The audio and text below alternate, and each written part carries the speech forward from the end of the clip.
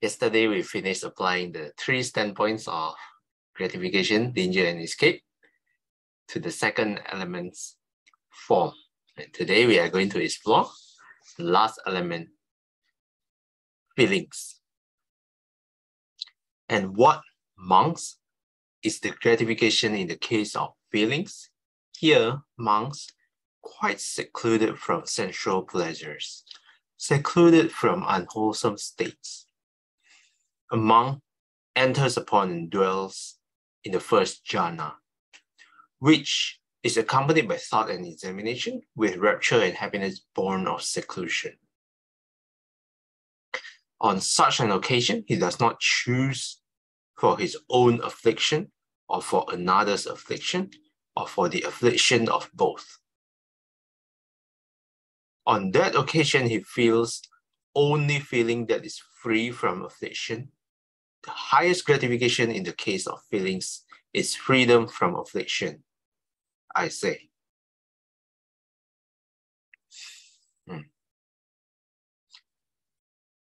Again, with the stilling of thought and examination, a monk enters upon and dwells in the second jhana, with the fading away as well of rapture. He enters upon and dwells in the third jhana, with the abandoning of pleasure and pain. He enters upon and dwells in the fourth jhana. On such an occasion, he does not choose for his own affliction, or for another's affliction, or for the affliction of both. On that occasion, he feels only feeling that is free from affliction. The highest gratification in the case of feelings is freedom from affliction, I say. So, gratification in the case of feelings, like this, starts from the first jhana. All the description of the first jhana, where one is free from affliction for himself and free from affliction for another, and free from affliction of both. All the way, second jhana, third jhana, all the way until the fourth jhana. This is the highest gratification in the case of feelings.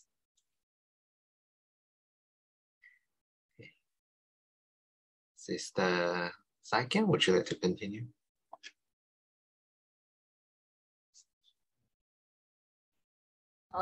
And what, monks, is the danger in the case of feelings? Feelings are impermanent, suffering, and subject to change. This is the danger in the case of feelings. And what, monks, is the escape in the case of feelings? It is the removal of desire and lust, the abandonment of desire and lust for feelings. This is the escape in the case of feelings. That those ascetics and Brahmins who do not understand as it really is, the gratification as gratification, the danger as danger, and the escape as escape in the case of feelings, can either themselves fully understand feelings or instruct others so that they can fully understand feelings. That is impossible. That those ascetics and Brahmins who understand as it really is the gratification as gratification, the danger as danger, and the escape as escape in the case of feelings, can themselves fully understand feelings and instruct others so that they can fully understand feelings. That is possible. That is what the Blessed One said. The monks were satisfied and delighted in the Blessed One's words.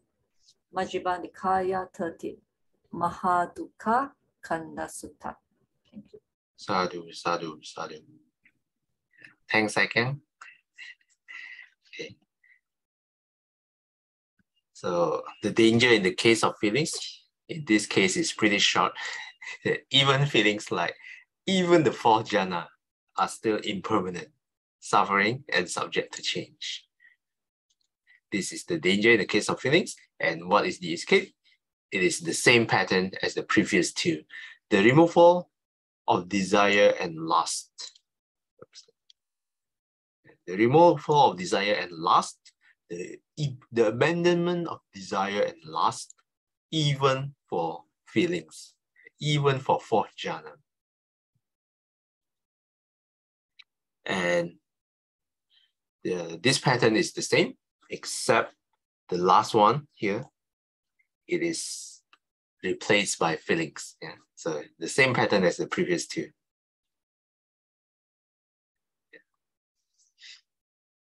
And here you will quite commonly see this closing. The monks were satisfied and delighted in the Blessed One's words. Okay. Finally, we have finished reading this sutta. Gratification, danger, and escape. Anything you would like to comment or question?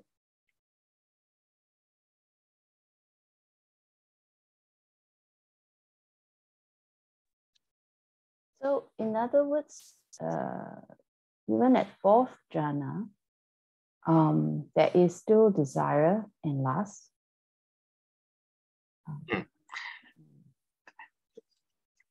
At the fourth jhana, yes, some ascetics or monks, when they reach the fourth jhana, because it is so blissful and they mistaken it for enlightenment.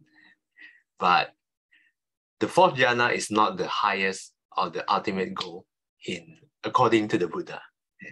So if the monk has desire for this kind of state, stuck at fourth jhana, and not abandon this desire for the feelings in the fourth jhana, then the monks would not be able to progress further. Even though if you can reach fourth jhana, please go ahead. That is already a very high achievement. Yeah. For most of us, this is a really probably something remote and something distant to achieve. Yeah. Hopefully, in this lifetime, we can achieve it at least, or can at least experience it once. Yeah, so is there still desire and lust in the fourth jhana? Yeah, yes, there is. Only until you reach arahantship, where desire and lust is fully abandoned. Thanks for the question, Sister Billy. Thank you, brother. Anyone else would like to add on?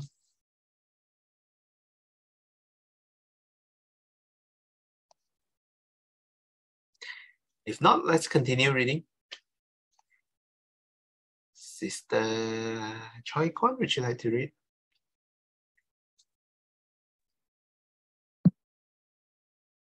For the pitfalls in sensual pleasures, cutting off all affairs.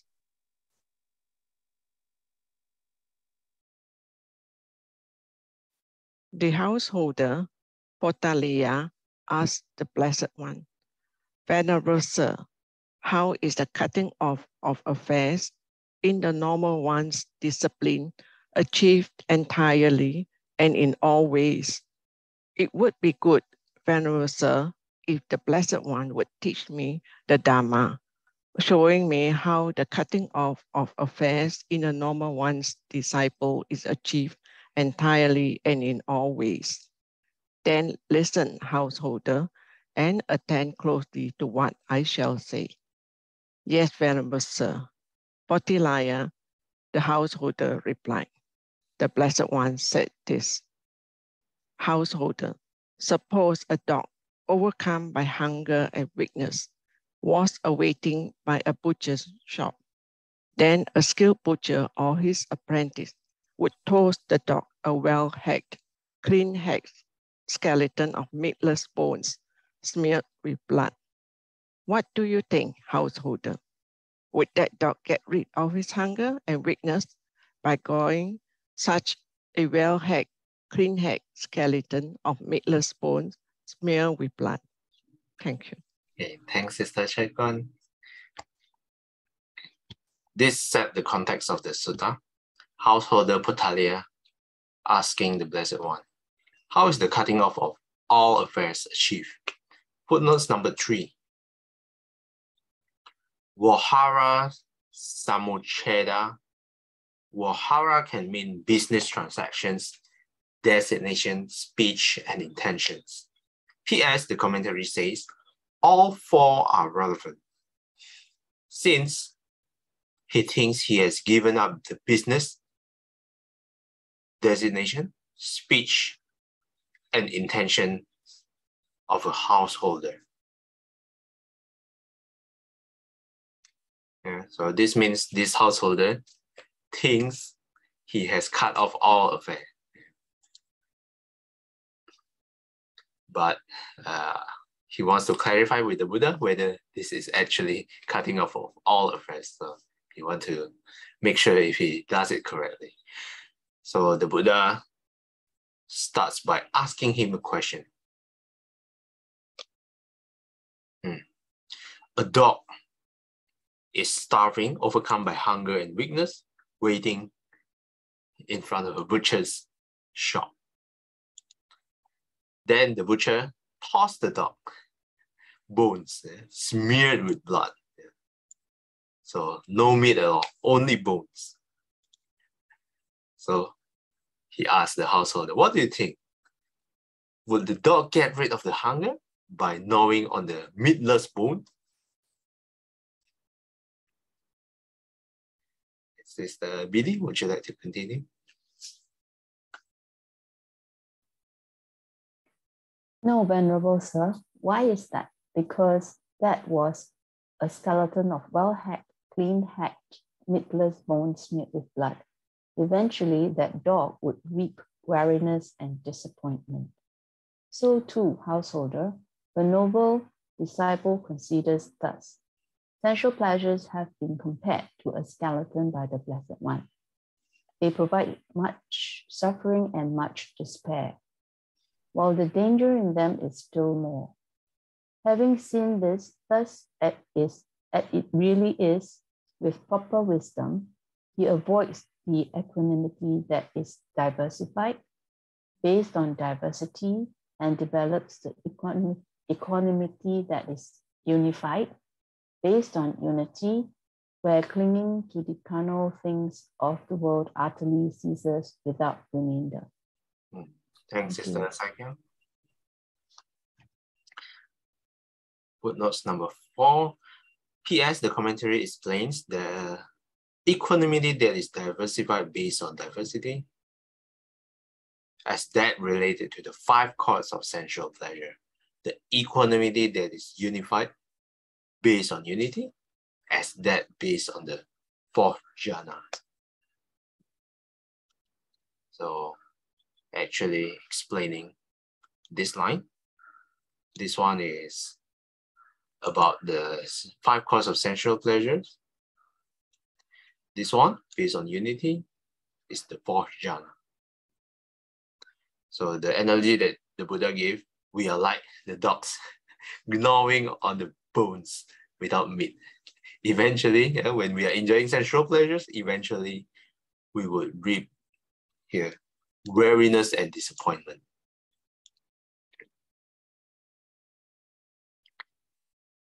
They provide much suffering and much despair, while the danger in them is still more. Sister Shawmei, would you like to continue? Sorry, I was not paying attention. Para 16. Householder, suppose a vulture, a heron, or a hawk seized a piece of meat and flew away, and then other vultures, herons, and hawks pursued it and pecked and clawed it. What do you think, householder? If that first vulture, heron, or hawk does not quickly let go of that piece of meat, wouldn't it thereby incur death or deadly suffering? Yes, Venerable Sir.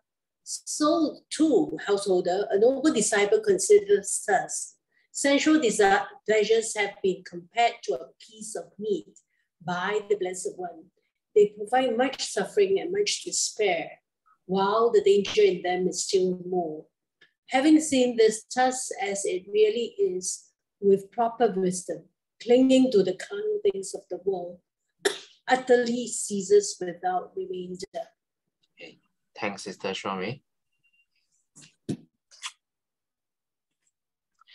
The second analogy that the Buddha gives, a vulture, a heron, or hawk sees a piece of meat and flew away. And then other vultures pursued, pecked, and clawed it. So this is like one vulture and another vulture fighting for the same piece of meat. So if the first vulture grabbing the meat and other vulture try to fight for the meat, if the first vulture tries to hold on the meat, it will be really a violent struggle between the vultures. Wouldn't it thereby incur death or deadly suffering? This is compared to sensual pleasures again, compared to a piece of meat. How exactly is this comparable? You will see some people actually, again, just take a look at the news. Some people actually fight over sensual pleasures and they hurt each other. Some even use a knife to stab the others. So the recent one that I read is the one in Australia, a stabbing in Australia, which is really terrible. And there was a murder case in the Orchard Tower as well, if you can recall, a few years back. So this is comparable to people fighting with each other because of sensual pleasures. Let me check how long is this sutta. 19, 20. Okay, we will continue this next time. Anything you would like to add? Any questions or comments? What page is that now? This is, can someone with the book check what page is this? Because my page could be different from the actual book. 200. 200. Page 200, yeah. Thanks.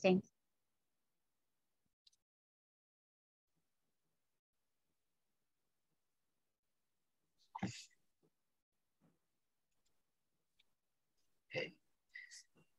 If no questions or comments, would Sister Second like to do the dedication?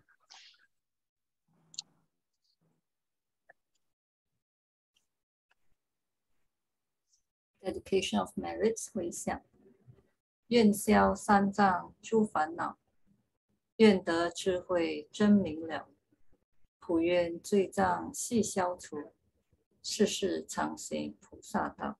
阿弥陀佛。Thanks, Sister Sakyang. Till we meet again, we will be guided by the Buddha, Dharma, and the Sangha. Sadhu, sadhu, sadhu. Have a unified Friday ahead. Thanks, everyone. See you guys again next time. Thank you. Bye-bye. Bye.